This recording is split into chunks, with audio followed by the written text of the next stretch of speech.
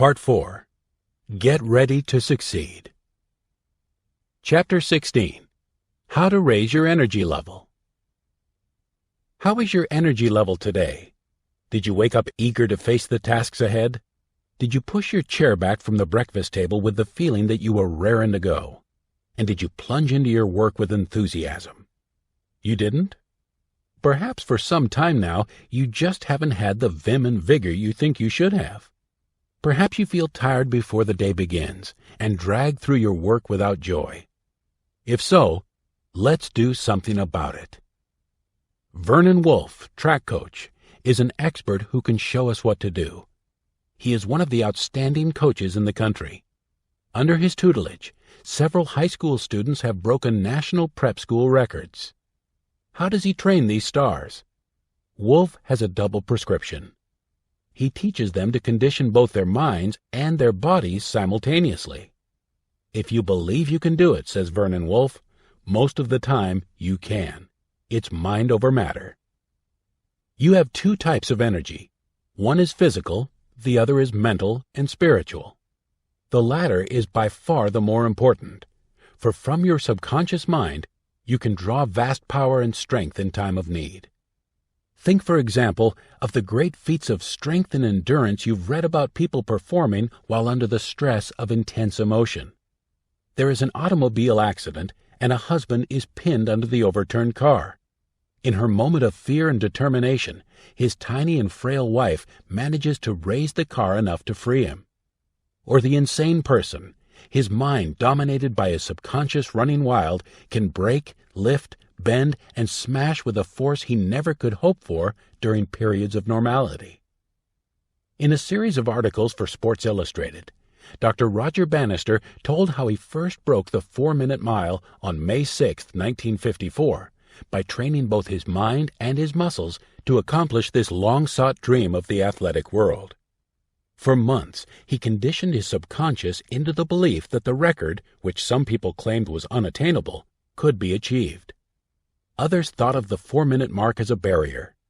Bannister thought of it as a gateway, which if he once passed through, would open the way to many new records for himself and other milers. And of course, he was right. Roger Bannister led the way. In a period of little more than 4 years after he first set a 4-minute mile, the feat was performed 46 times by himself and other runners. And in one race at Dublin, Ireland, on August 6, 1958, 5 runners ran the mile in less than 4 minutes. The man who taught Roger Bannister the secret was Dr. Thomas Kirk Curitin, director of the Physical Fitness Laboratory at the University of Illinois. Dr. Curitin has developed revolutionary ideas concerning the body's energy level. They apply, he says, to both athletes and non-athletes. They can make a runner run faster and the average man live longer. There is no reason why, Dr. Curitin says, any man can't be as fit at 50 as he was at 20, providing he knows how to train his body. Dr. Curitin's system is based on 2 principles. 1. Train the whole body. 2. Push yourself to the limit of endurance, extending the limit of each workout. The art of record breaking, he says, is the ability to take more out of yourself than you've got. You punish yourself more and more and rest between spells. Dr. Curitin became acquainted with Roger Bannister while running physical fitness tests on European athletic stars. He noticed that Bannister's body was wonderfully developed in some ways. For example, his heart was 25% larger than normal in relation to his body size. But in other ways, Bannister wasn't as well developed as the average man. Bannister took Curitin's advice to develop his whole body. He learned to condition his mind by taking up mountain climbing. This taught him how to overcome obstacles. Equally important, he learned to break big goals down into little ones. Roger Bannister reasoned that a man ran a single quarter mile faster than he ran the 4 quarters of a full mile. So he trained himself to think of the 4 quarters in the mile separately. In his training, he would dash a quarter mile, then jog a lap around the track to rest. Then he would dash another quarter mile. Each time, he aimed to run the quarter in 58 seconds or less. 58 times 4 equals 232 seconds, or 3 minutes and 52 seconds. He ran to the point of collapse, then he would rest. Each time, the point of collapse was pushed back a little. When he finally ran his great race, it was in 3 minutes 59.6 seconds. Dr. Curitin taught Roger Bannister that the more the body endures, the more it will endure. Beliefs about overtraining and staleness, he says, are myths. But he emphasizes that rest is as important as exercise and activity. The body needs to rebuild in even larger quantities what has been torn down in exercise. That's how strength, vitality, energy are developed. The body and mind both recharge themselves during periods of rest and relaxation. If you don't give them a chance to do so, severe damage and even death can result. Is it time to recharge your battery? There's no glory in being the richest man in the graveyard. You don't want to be the best scientist, doctor, executive, salesman, or employee lying prematurely under the most ornate headstone. A loved mother, wife, father, son, or daughter can bring happiness. Why then bring grief instead? Why be confined to a mental sanitarium or lie embalmed 6 feet under a blanket of beautiful green grass, simply because a needless drain damaged a battery that wasn't recharged? The small child doesn't know when he is excessively tired, but he surely shows it in his behavior and actions. The adolescent may realize he is over-fatigued, but refuse to admit it, even to himself. Then sexual, family, scholastic, and social problems may seem unsolvable and unbearable. They may motivate him to temporary or permanent destructive acts that injure himself and others. When your energy level is low, your health and your desirable characteristics may be subdued by the negative. You, like a storage battery, are dead when your energy level is 0. What is the solution? Recharge your battery. How? Relax, play, rest, and sleep. How to tell when your battery needs recharging. Here is a checklist to help you determine your present energy level. You can use it whenever you feel that your energy level is slipping. If you are a well-balanced person, your battery may need recharging when you act and feel unduly sleepy or tired, tactless, unfriendly, suspicious, querulous, insulting, hostile, irritable, sarcastic, mean, nervous, excitable, hysterical, worrisome, fearful, jealous, rash, ruthless, excessively selfish, excessively emotional, depressed, or frustrated. PMA demands a good energy level, and vice versa. When you are fatigued, your usually positive, desirable feelings, emotions, thoughts, and actions have a tendency to turn negative. When you are rested and in good health, the direction is changed back to positive. Fatigue often brings out the worst within you. When your battery is charged and your energy and activity level is up to standard, you are at your best. That is when you think and act with PMA. If your feelings and actions indicate that your better qualities are being subdued by those which are undesirable and negative, it's time to recharge your battery. Yes, to maintain your level of both physical and mental energy, you need to exercise both your body and mind. But there is a third factor. Your body and mind both need to be fed properly. You help to maintain your physical body by taking in quantities of wholesome, nutritious foods. You maintain your mental and spiritual vigor by absorbing mental and spiritual vitamins from inspirational and religious books. Vitamins, necessary for a healthy mind and body. George Scarseth, Ph.D., former Director of Research for the American Farm Research Association in Lafayette, Indiana, told about a village on the seacoast of Africa. The village is more advanced than a community of similar tribes in the interior. Why? Because its inhabitants are physically stronger and more mentally alert. They have more bodily energy than the interior tribesmen. The difference between the tribesmen on the coast and those living inland stems from a difference in diet. The village tribesmen in the interior do not have a sufficient amount of protein, whereas those on the coast obtain quantities from the fish they eat. In his book, Climate Makes the Man, Clarence Mills wrote that the United States government found some inhabitants of the Isthmus of Panama excessively sluggish in their mental and physical activity. A scientific study disclosed that both the plant and animal life on which they depended for food lacked the B vitamins. When thiamine was added to their diet, the same people became more energetic and active. If you suspect that your diet is deficient in certain vitamins and elements so that your energy level is depressed, you should do something about it. A good cookbook can help you, and there are government pamphlets available at low cost. If the condition persists, have a physical checkup. Like your body, your subconscious mind will accept and absorb mental and spiritual vitamins without effort.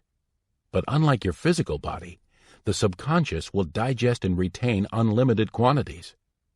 Unlike your stomach, it never becomes stuffed. It will take and hold as much as you feed it, and still hold more. Where will you find these mental and spiritual vitamins? In books such as those recommended in Chapter 22, The Amazing Power of a Bibliography. In effect, the subconscious mind is like a battery. From it, you can obtain tremendous surges of mental and spiritual energy which often transmute themselves into physical vitality. These jolts of energy will go to waste if we permit them to be short-circuited by needless negative emotions. But used constructively, this energy can multiply itself many times, just as a powerhouse generator produces vast amounts of useful power. The late William C. L'Engle, who was a prominent editor-in-chief in the book publishing business, illustrated this point beautifully in an article for Success Unlimited magazine. L'Engle described how energy is wasted through needless worry, hate, fear, suspicion, anger, and rage. All these waste elements, he said, could just as easily be transformed into power-producing units. To illustrate his point, Mr. L'Engle drew a picture of an electrical power plant. The open mouths of the furnaces, the red flames roaring inside, the water in the steam gauges bobbing at proper temperature level, the steam driving the pistons, turning the great generators, the copper commutators, golden surfaces, revolving so fast they seem motionless, green and blue sparks flashing from under the brushes, thick cables hooked up to the switchboard, carrying the electrical current throughout a city for thousands of useful purposes. Then the other side of the picture, L'Engle continued. Same plant, same boilers, engines, generators. The only difference being that the switchboard was dark, and the heavy cables, instead of being hooked up to the switchboard, were stuck down into a barrel of water while the workmen ran tests on the plant. All of the power is, in effect, wasted. Not an elevator able to run, not a machine able to operate, not a single bulb able to light. And L'Engle concluded that in the same way, a failure uses up as much energy in his work at failing as a successful person uses in winning success. Tommy Bolt, the golf champion, used to waste his energy that way. If he sliced a ball or missed the green, he would let go with a fit of temper. Frequently, he'd become so angry that he'd wrap a golf club around the nearest tree. When he read the famous prayer of St. Francis of Assisi, it changed him into a man who directed his energy into the most fruitful channels. The prayer gave Tommy new peace of mind, and ever since then, he has carried in his pocket a card imprinted with a portion of the prayer. It reads, "God, grant me the serenity to accept the things I cannot change, the courage to change the things I can, and the wisdom to know the difference." Man is the only member of the animal kingdom who, through the functioning of his conscious mind, can voluntarily control his emotions from within rather than be forced to do so by external influences. He alone can deliberately change habits of emotional response. The more civilized, cultured, and refined you are, the easier you can control your emotions and feelings if you choose to do so. Fear, for example, is good under certain circumstances. If it were not for fear of water, many children would drown. However, it is entirely possible that you are wasting your mental and spiritual energy in this or other misdirected emotions. If so, you can throw a switch to direct the energy into useful channels. How? By keeping your mind on the things you do want and off the things you don't want. Your emotions are immediately subject to action. Therefore, get into action. Substitute a positive feeling for the negative one. For example, if you are fearful and want to be courageous, act courageous. If you want to be energetic, act energetic. But make sure, of course, that your energy is expended to a good and useful purpose. Don Fraser of Australia gives us a wonderful case in point. Born on the wrong side of the tracks in Balmain, a waterside suburb of Sydney, Dawn had an anemic body. But she had a king-size determination to become a great swimming champion. She became the world's fastest woman swimmer. She was good, but sometimes she wasn't quite good enough to satisfy herself. While flying home from the Cardiff Empire Games, she read a book. It was Think and Grow Rich. I found Napoleon Hill's formulas for success most inspiring, she says. I began thinking about our defeat by the English girls in the medley relay, when in the freestyle leg I swam 60.6 seconds. That was 0.6 of a second faster than my own world record, but still not good enough to give us the 12-yard start we needed. I wondered whether I had given everything in me on that final lap. Dawn Fraser began thinking about the dream she'd had for so long, to become the first woman to swim 100 meters in less than 60 seconds. The magic minute, she called it.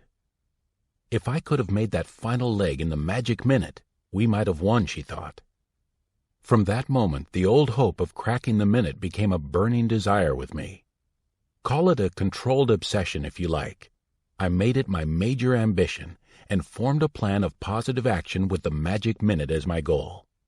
As Mr. Hill advises, I decided to go the extra mile, mentally as well as physically. In addition to training her body, Miss Fraser now conditions her mind as well. She cracked record after record and eventually achieved her goal. Athletic coaches throughout Australia have been attracted to study Napoleon Hill's teachings, according to Thomas H. Weingard, an Australian newspaperman. Top coaches, in their search for methods that will give their champions just that little bit extra over and above their regular scientifically devised training program, are finding new inspiration in the doctrines of the great American expert, Weingard says. They are adapting Napoleon Hill's technique of mental approach to what is, essentially, a physical problem. Some have taken the PMA Science of Success course so they may apply the principles correctly. Is it time for you to recharge your battery?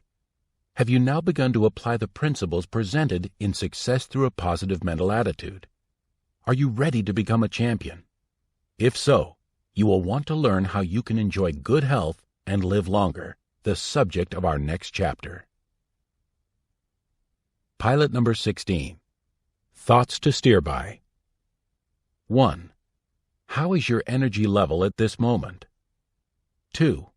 What is your most important source of physical, mental, and spiritual energy? 3. How can you apply the principles Dr. Thomas Kirk Curitan taught to Roger Bannister so that you'll have extra energy to achieve your own goals? 4. Do you push to the limit of your endurance, then rest and try again? 5. Is it time to recharge your battery? 6. How can you avoid or neutralize fatigue? 7. Are most of your meals based on well-balanced diets? 8. Do you take spiritual and mental vitamins daily by reading inspirational material or listening to inspirational tapes or records? 9. Is your energy being directed toward useful channels, or is it being short-circuited and wasted? 10. A failure uses up as much energy in his work at failing as a successful person uses in winning success. 11. God, grant me the serenity to accept the things I cannot change, the courage to change the things I can, and the wisdom to know the difference. 12. When is the emotion of fear justified, unjustified? 13. To be energetic, act energetically. Increase your energy level through PMA.